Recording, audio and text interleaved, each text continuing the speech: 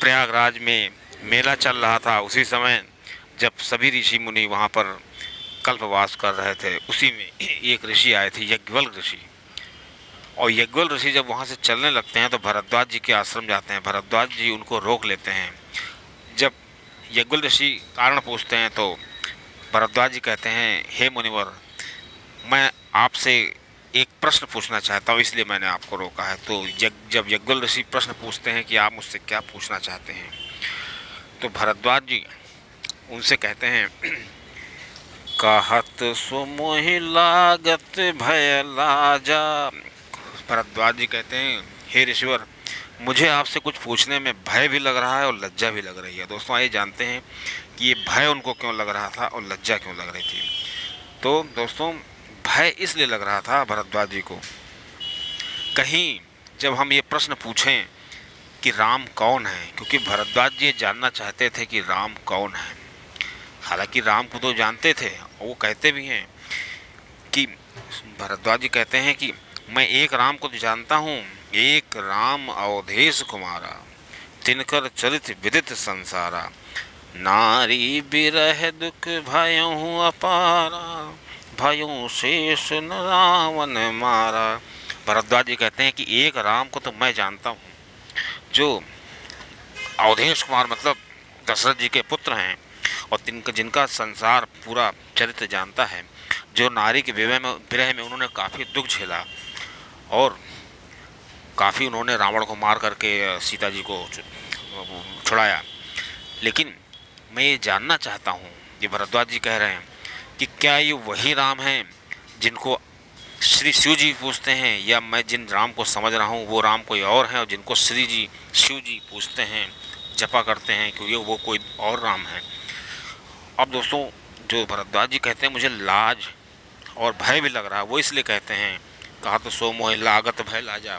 कहते मुझे भय इसलिए लग रहा है, कहीं आप इतने बड़े ऋषि हैं, आप ये ना सोच लें कि हम आपसे इतना छोटा सा प्रश्न कर रहे हैं कि श्री राम जी कौन है, तो आप कहीं ये ना सोचने लगें कि मैं आपकी परीक्षा लेना चाहता हूँ, आपके बारे में जानना चाहता हूँ, जो गूढ़ राम के बारे में जानना चाहते हैं।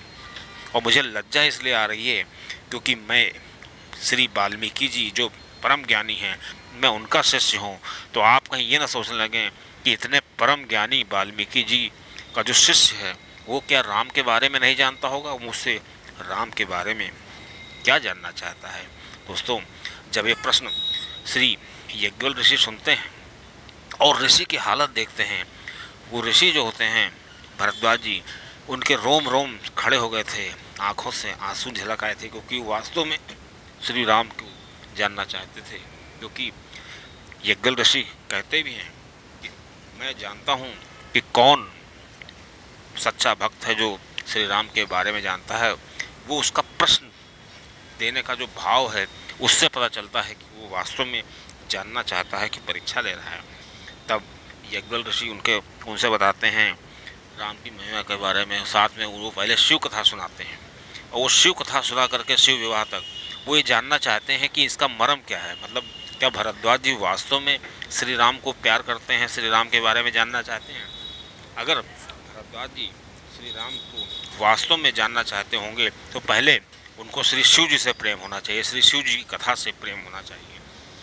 और जब यज्ञवल्क्य ऋषि जी ने उनको कथा सुनाई श्री राम शिव जी की, तो यज्ञवल्क्य ऋषि कथा सुन करके भरद्वाज जी बहुत ही प्रसन्न हुए और उनका सकारात्मक दृष्टिकोण था। हालांकि उनका प्रश्न था कि राम कौन है, लेकिन जब वो कथा उन्होंने शिव की सुनी तो उन्होंने सोचा श्री शिव जी की कथा इतनी सुंदर है तो मेरे प्रभु श्री राम जी की कथा कितनी सुंदर होगी। जब ये दशा देखी यज्ञवल्क्य ऋषि ने तो बहुत ही प्रसन्न हुए। उन्होंने सोचा कि मुझे पहली बार ऐसा पात्र मिला है जो वास्तव में श्री राम जी की कथा सुनना चाहता है। यज्ञवल्क्य ऋषि उनसे बताते हैं श्री राम की महिमा के बारे में, राम कथा के बारे में। राम कथा कलि काम दिगाई, सुजन सजीवन मोरि सुहाई।